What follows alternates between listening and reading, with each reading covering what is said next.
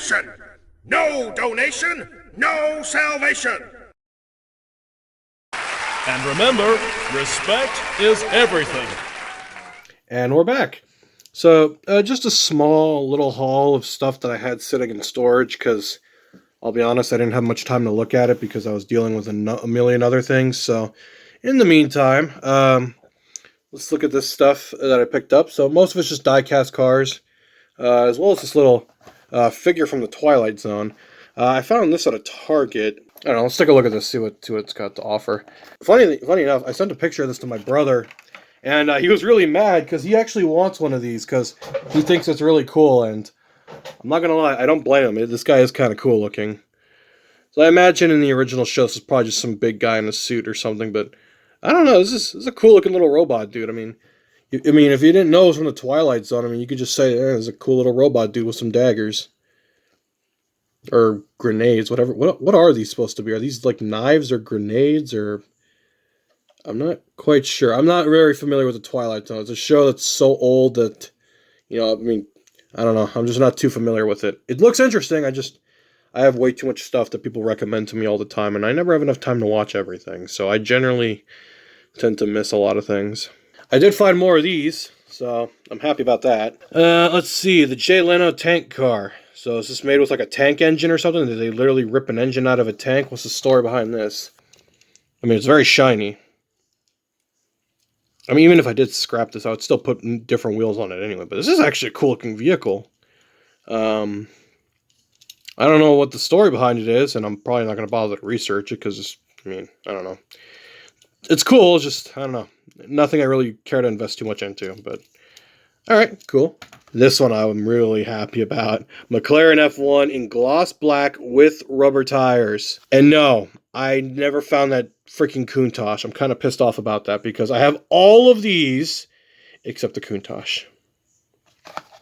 But such is life. I'm not going to lie, I kind of wish I didn't rip it open like the way I did because the cover art on these are really cool. Especially this one. I could probably find that on Google or something. I don't know. I'm sure there's probably an archive of all the artwork that Hot Wheels produces. Oh, that is so nice. That is a really nice McLaren. Oh, that is so going in the, what's it called? In the premium collection. Yeah, because I collect other die-cast cars too, so naturally I have my regulars and then my premiums. Green Light, Auto World, Johnny Lightning, all that stuff. Yeah, oh, the bottom's metal. This is a nice car. Oh, that black paint is super nice, too. I kind of don't want to touch it because I probably have like a million fingerprints on it now. Whatever. You know me, I gotta have my Mayoras. I'm actually really glad to see this as a mainline car. I hope we get more colors because we got an orange one. We got this nice blue one. I really hope we get a yellow one because I do have a yellow one, but it's more like a goldish yellow.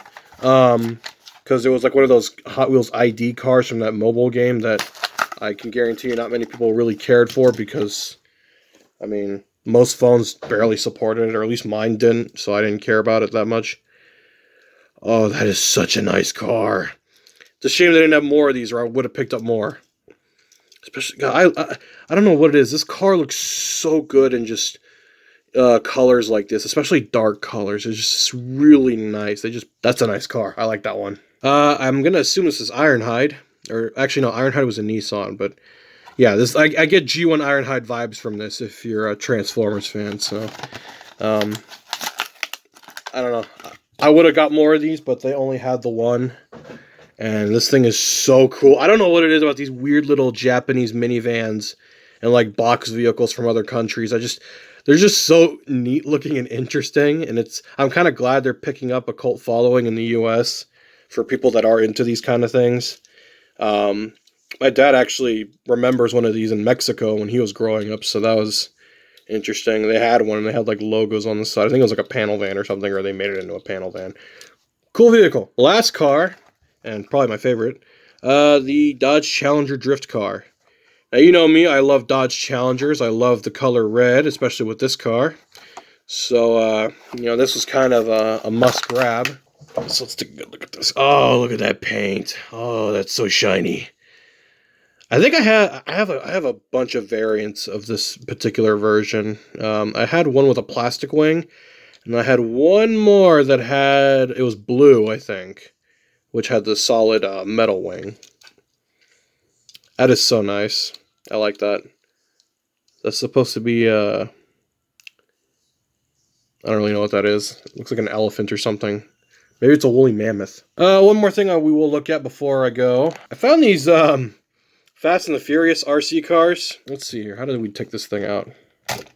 Okay, just like that. Now, I did buy the Supra as well, so, you know, there's that. Now, I wonder, will this actually, here, we should probably dismount the Supra first. So these are just very generic, very basic RC cars. One thing that I think is a little interesting is, I wonder if the remotes are universal. So, like, because the way these work, you have to pair it with the car. So I wonder if I can pair it with this one. Let's find out. So you just turn the remote on. Oh, it's on the other side. Turn on our car. Nope, seems to work. Okay, so I guess these are just like a universal remote that pairs with whatever car is waiting to be paired. So I guess that's their way of keeping it from like... oh, it's stuck though. The actual car, it works. It's just... Alright, let me just get back a bit. I also noticed the headlights come on. Oh, the taillights work too. Okay, that's a cool little car. So, since now that I know the remotes are pretty much universal, here, let's go ahead and turn that off. Let's pair it with the Supra real quick. Is that a Supra? I know, that joke's getting old. I feel like the Supra has more ground clearance. Here, let me get out of the way. So I guess if you wanted to make a Hot Wheels car into an RC car, I mean, that's one way to do it. I don't know how strong those little motors are, though. But, since now that the reason this is important is because I have two of these, so I'll probably just take the battery out of one of them so it doesn't ruin the electronics and then just keep it as a backup for this. But anyway, I thought these were neat, and, you know, me being a muscle car guy, this was obviously something that I kind of wanted, because I don't know why, I just like these little kind of tiny RC cars, because they make good desk toys for, like, settings like this.